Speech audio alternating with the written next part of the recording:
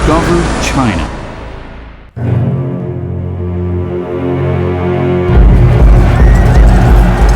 This cruel, brutal emperor gave a humble craftsman an unexpected privilege.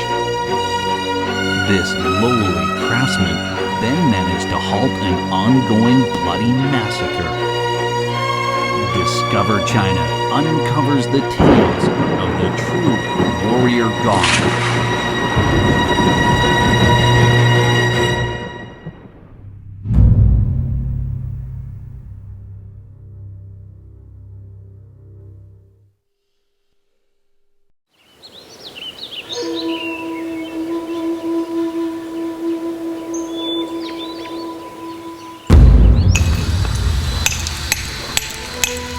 During the 1420s, sounds of construction were echoing throughout Wudang mountain range.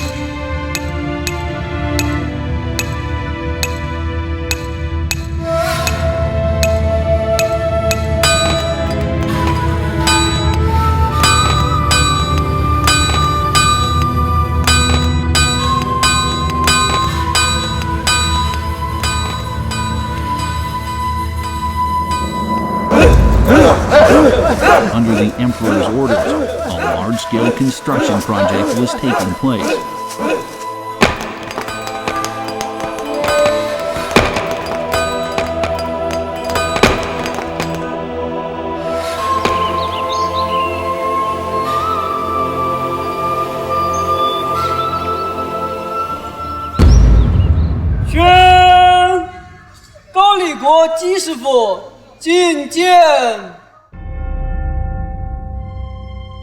It was an unusual day for Ji, a Korean craftsman. He had received the honor of having an audience with the Ming Dynasty Emperor, Zhu Di. Ji was a competent craftsman. He was tasked with carving the image of the true warrior god, known as Xuanri. Many other skilled artisans had made sculptures of this deity.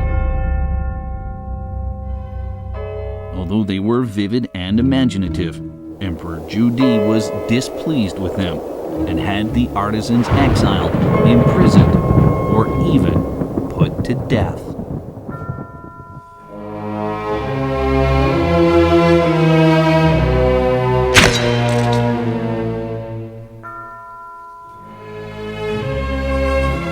Ji was summoned for his audience with Zhu Di.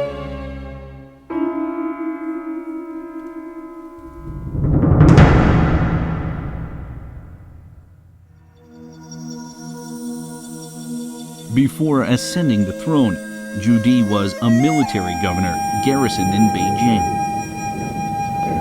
600 years ago, Beijing was a desolate place. Zhu Di was charged with safeguarding China's northern borders. During his tenure, his troops were highly skilled.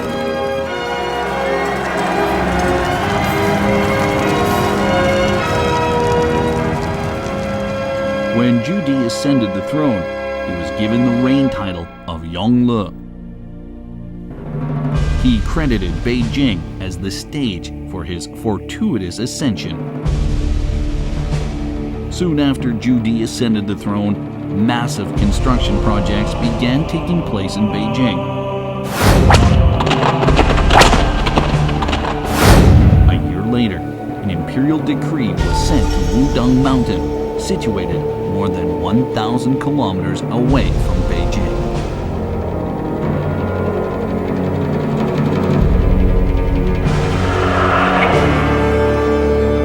From 1412 to 1424, more than 60 decrees were sent to Wudang Mountain.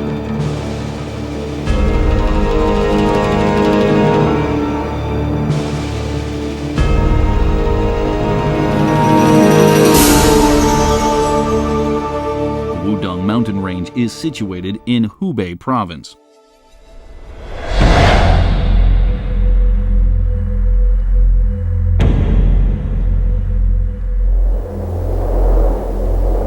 Hubei has numerous mountain ranges and rivers, yet the emperor had his eyes set on the Wudang mountain range.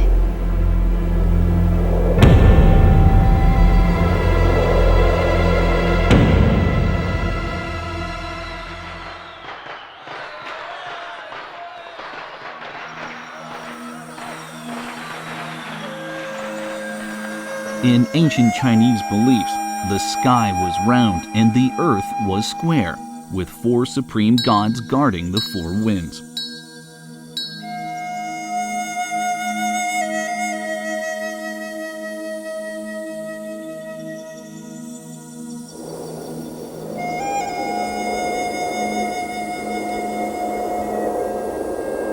According to folklore, Shuan Wu, the god tasked to guarding the north, controlled rain.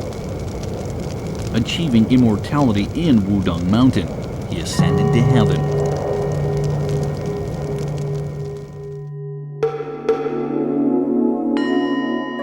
In Taoism, he was considered one of the highest deities. According to the five elements theory, north is associated with water. Since he controlled rain, he was nicknamed the God of Water. Because water is vital to every aspect of human lives and was not under human control, the God of Water became one of the most significant deities. To get favorable weather, all of China's emperors sent ministers to Wudong Mountain to pray for rainfall. This practice elevated both the mountain and the god's status among China's numerous landmarks and deities.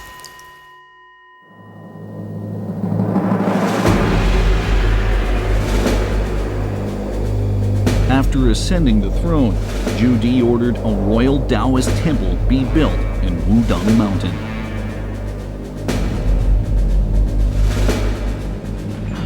More than 200 soldiers, able-bodied men and conscript workers set out from Beijing.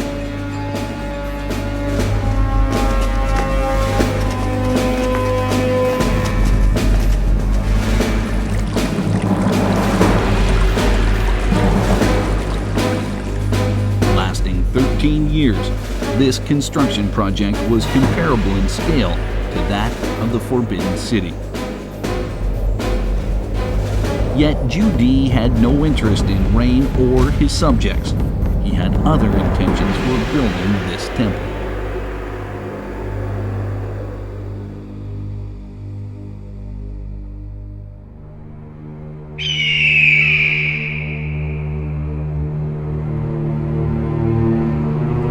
In 1412, Zhu Di had issued two decrees, ordering the people responsible for this project to submit their arrangements and designs.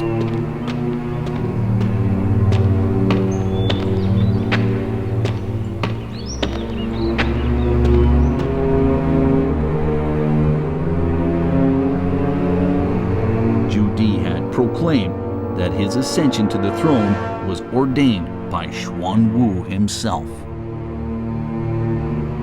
Zhu Di's bond with this deity was no accident.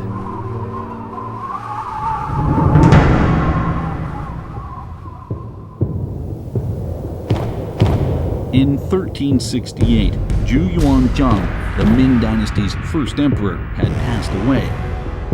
His grandson, Zhu Yunwen, ascended the throne.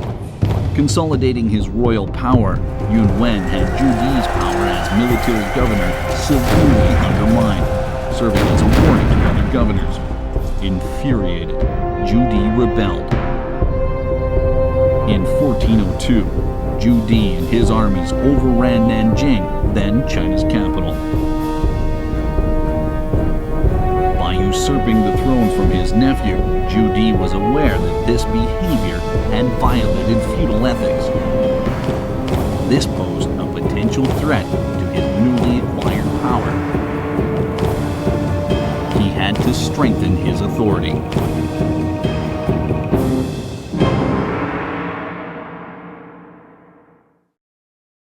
While Zhu Di was obsessing over his quest for domination, a Taoist priest from Wudong had presented him with a painting.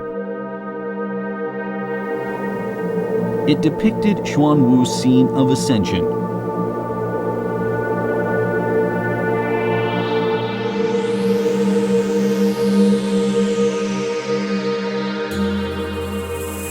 Shuan Wu was the protector of the north, Zhu Di's old garrison. Shuan Wu was appointed by the Jade Emperor, whereas Zhu Di received his appointment from China's emperor. These subtle similarities between the god and the emperor did not pass Zhu Di's notice. He decided to channel the influence of Xuanwu to consolidate his own throne.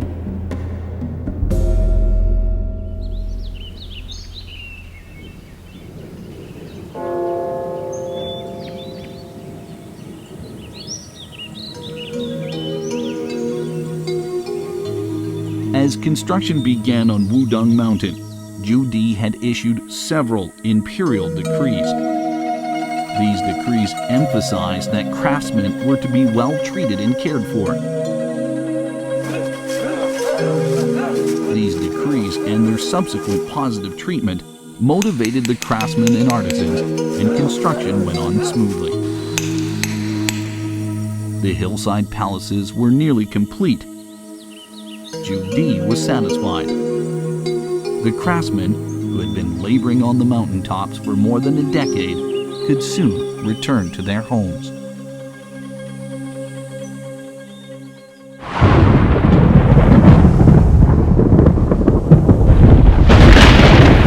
However, events took a sudden turn. After being presented with a statue of Xuanwu, Zhu Di was livid. According to him, the craftsman's depiction of the god was insulting. Many of the craftsmen were summarily executed.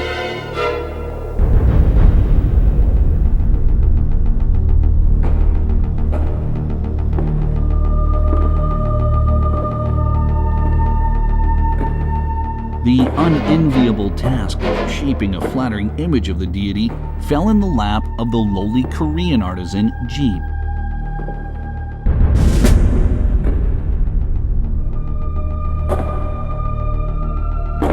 Since the founding of the Ming Empire, no humble craftsman has ever been summoned to see the emperor. Ji did not feel honored, however. He was anxious, fearful for his life. He had seen what had happened to his fellow craftsmen.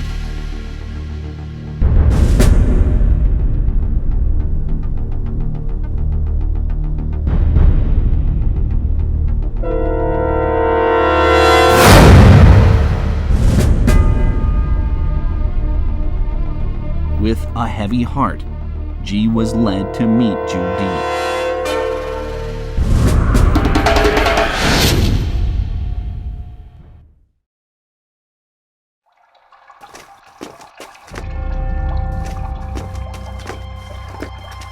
To his surprise, he was not received in the palace. Instead, he was led to a huge outdoor pool. The emperor was bathing.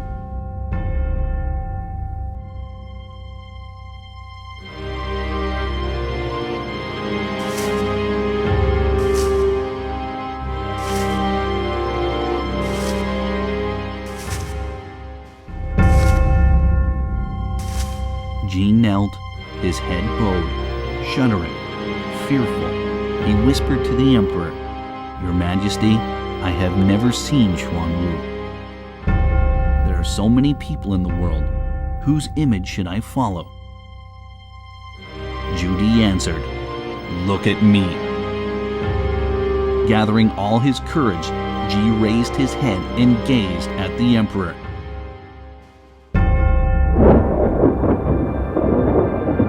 Suddenly, he realized Zhu Di's intention.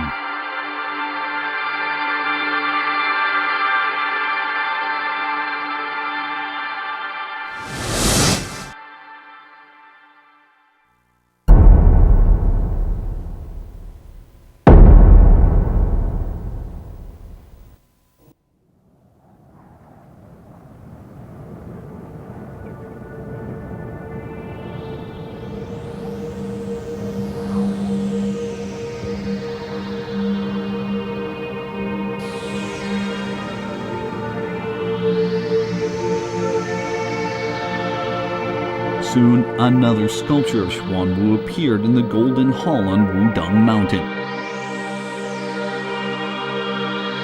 Nearly 2 meters tall, weighing 10 tons, the gold-plated statue struck awe in Judy's ministers, who were sent to pray for rain.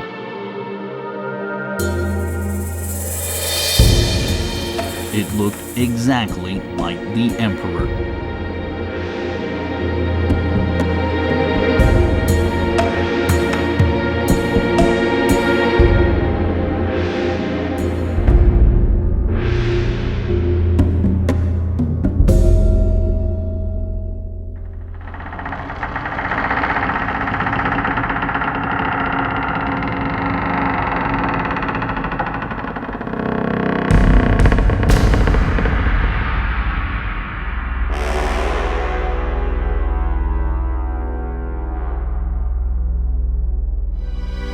No one knew about the meeting between the emperor and the craftsman.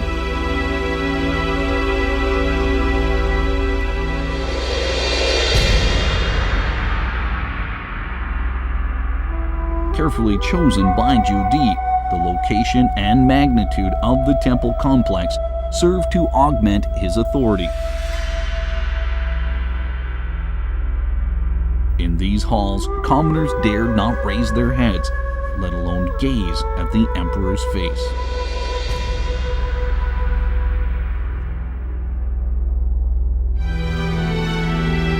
Judy's seemingly casual poolside meeting with the craftsman was well thought out.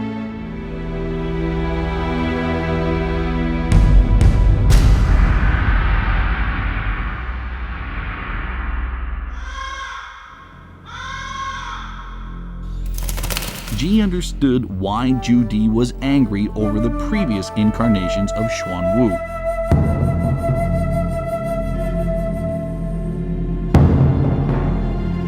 With over 100 craftsmen dead, Ji's wisdom and a fair amount of luck had saved his life.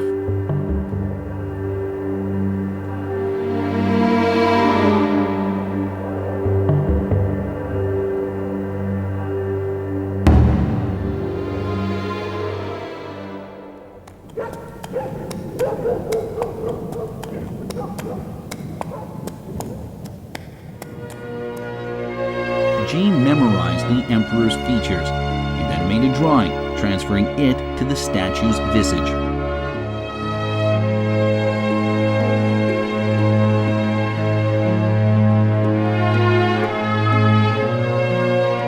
Carved in Judy's likeness, the emperor was pleased. Judy's killing spree against the artisans had finally ended.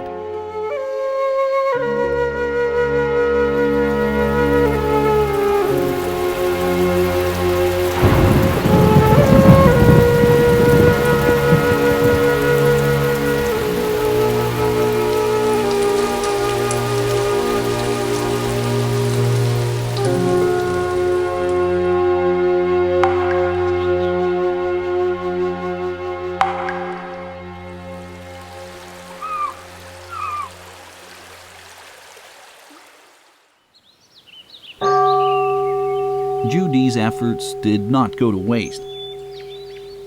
Officials from the royal court believed him to be the true warrior god incarnate. Gradually, this belief bled to the public, further strengthening Judy's clutch over the imperial throne.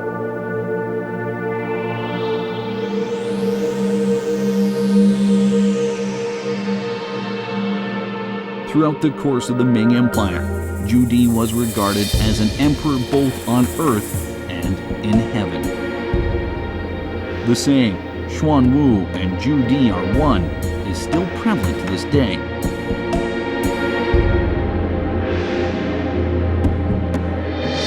Judy's struggles for power were soon replaced by divine rights bestowed upon him by the god.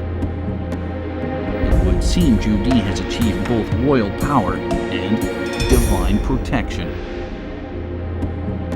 Yet Judy still had many concerns. Time was catching up with the aging emperor.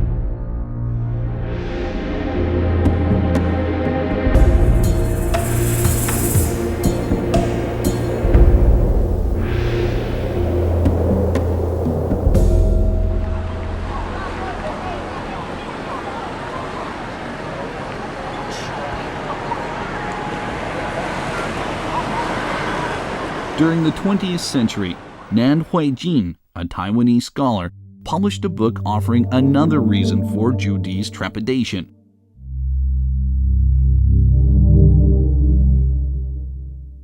According to Nan's theory, Zhu Di began construction at Wudong Mountain because he had heard that his nephew, the dethroned Emperor Jian Wen, did not die, but instead fled to the Wudong mountain range.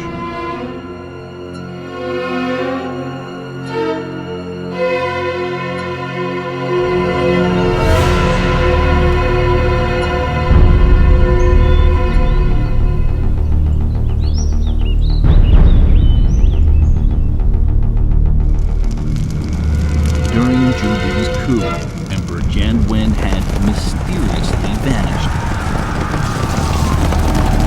This greatly troubled Zhu Di.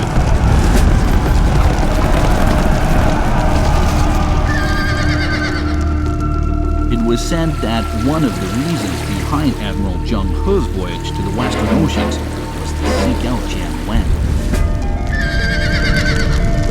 In his last days, Zhu Di never ceased searching for his nephew.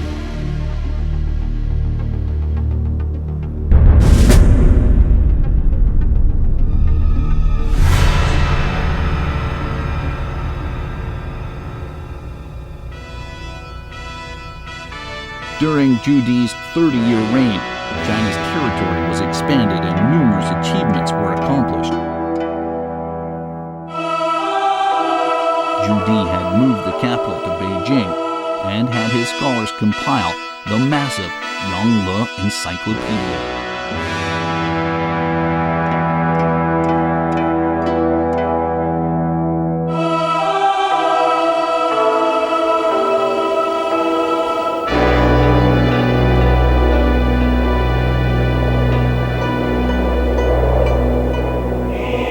For 500 years, this mountainous temple complex had served as a silent witness to imperial whims. Beneath Zhu Di's great achievements, his shining crown and sovereign power, lay ferocious battles and endless plots.